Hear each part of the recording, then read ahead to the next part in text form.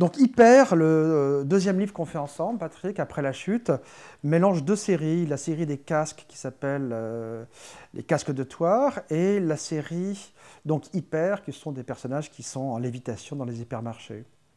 Je les ai réunis, ces deux séries, parce que pour moi, elles sont d'une écriture beaucoup plus baroque et beaucoup plus, comment dire, presque pop par rapport au travail sur la chute, ou au travail sur les ensembles, ou même Bobigny. Et donc, il y a une espèce de, voilà, de fléchissement dans mon travail, quelque chose de plus, comment dire, tonique, plus coloré. Alors, ce qui s'est passé, c'est qu'au départ, c'est Didier Mouchel du Pôle Image de Rouen qui m'a proposé de faire un travail dans une cité populaire des Nords de Rouen. Je venais de finir le travail sur la chute, je me suis dit, bon, la chute, je ne vais pas recommencer, mais tout d'un coup, l'idée de sauter, en tout cas de mettre en mouvement ses corps dans ce monde marchand, me paraissait un truc formidable. Donc, grâce à Didier, j'ai fait un casting de rue, on est allé voir les associations sportives et aussi culturelles pour chercher des danseurs, des jeunes qui voulaient s'exprimer. Alors, on a eu des danseurs classiques, on a eu des danseurs de hip-hop, des danseurs de capoeira, des boxeurs, enfin bon, un certain nombre de jeunes qui se sont bénévolement proposés à faire ce type de travail. Et surtout, c'est que je leur demandais d'utiliser le propre vocabulaire de leur forme qu'ils utilisent pour eux-mêmes. C'est-à-dire que le gars qui fait du skateboard va utiliser finalement un mouvement de skateboard pour faire sa chute. D'autres qui ont une discipline plutôt de danse contemporaine, voilà, je lui demanderais de faire un mouvement de danse contemporain. Donc, et il y avait cette idée de construire des images qui étaient comme des espèces de respiration, des espèces de silence dans un mouvement, dans un monde agité, coloré, sursaturé de signes en définitive. Voilà. Quand on est jeune dans une cité populaire et qu'on n'a pas grand-chose, comment est-ce qu'on arrive à trouver son espace vital finalement dans un lieu uniquement commerçant? Et cette symbolisation du monde marchand, évidemment l'hypermarché en était finalement la figure presque évidente. Hein. C'est-à-dire qu'on est tellement sollicité dans la vie quotidienne, dans l'hypermarché encore plus, où on a le choix entre 83 shampoings. Alors, c'est vrai que tout d'un coup, quand je fais Hyper, moi, ce qui m'intéressait, c'est tout d'un coup... Enfin, j'ai vu ces personnages comme des cariatides qui soutenaient le temple de la consommation. Alors, tout ça, évidemment, des métaphores, mais des cariatides comme saisis de mélancolie, comme ici, tout d'un coup, finalement, cette croyance en ce nouveau Dieu n'était pas aussi évident. Et donc, je leur ai demandé d'utiliser donc des mouvements de corps qui ressemblent à la chute, mais aussi inspirés de la peinture baroque et de la peinture maniériste, qui proposait de faire des mouvements qui n'avaient pas de sens, pas de réalité, et qui étaient tout d'un coup totalement gratuits. Et cette opposition entre un monde très marchand et des mouvements gratuits me paraissait faire sens. Voilà. À Thouars, c'est autre chose pour les casques.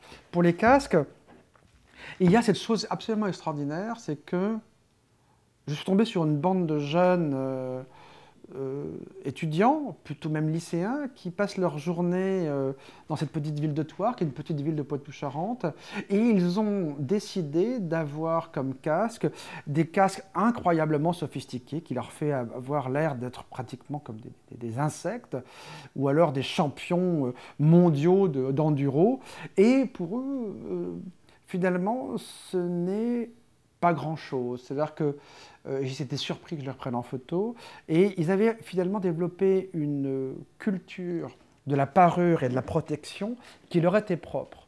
Et j'ai fait donc une série de jeunes casqués qui me permettaient d'aborder, en définitive, cette notion qui m'est chère, qui est comment est-ce qu'on vit la globalisation, comment est-ce qu'on vit notre inscription dans le monde contemporain aujourd'hui. Et c'est vrai, quand on est à Thouars, la fenêtre sur le monde contemporain, la fenêtre sur le monde d'ailleurs, hein, sur les mégalopoles comme Sao Paulo, Tokyo, New York ou bientôt Shanghai et Pékin, eh bien c'est effectivement d'être par Internet ou par la télévision. Et tout d'un coup, ce mélange sur eux-mêmes, à la fois sur ce casque, cette idée de parure, mais aussi une projection d'eux-mêmes dans un monde extrêmement moderne. Tout d'un coup, avec ces casques, ils sont projetés dans l'univers manga, ils sont aussi projetés dans un univers de fiction, parce que pour certains, par exemple, on pourrait dire que celui-ci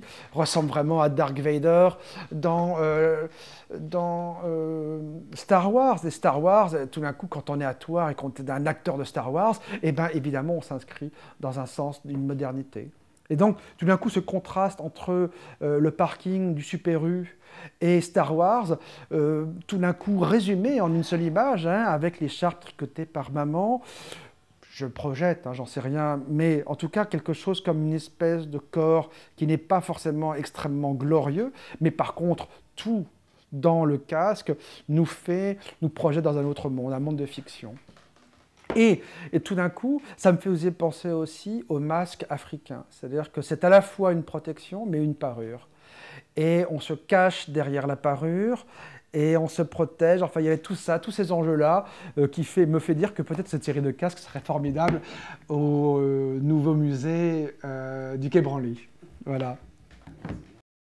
Et alors, ce qui était formidable, c'est que un jour, je reçois un email d'Amanda Crowley-Jackson, qui est une maître de conférence à l'université de Sheffield, et qui me dit « Écoute, je vois tes photos sur la chute, j'aimerais vraiment te rencontrer, je suis de passage à Paris. Est-ce que tu vois qu'on peut se voir ?» C'est une jeune femme de la trentaine, extrêmement dynamique, qui en plus fait des études comparées, enfin qui est prof de philosophie française, qui a travaillé sur Sartre, enfin, etc. Et on a trouvé vraiment des atomes crochus, communs. On s'est très bien entendu et je lui ai demandé, elle a travaillé aussi, elle avait fait un texte pour la Maison Rouge, elle est très proche de Kader Attia, elle a un projet en ce moment pour travailler avec le musée d'art moderne d'Alger. Voilà, je me suis dit, cette femme, elle a même parlé de mon travail avec beaucoup bon, elle avait senti des choses que je trouvais vraiment formidables dans la façon dont elle l'analysait. Et je lui ai demandé d'écrire ce texte sur les deux séries d'ailleurs, Hyper et Casque.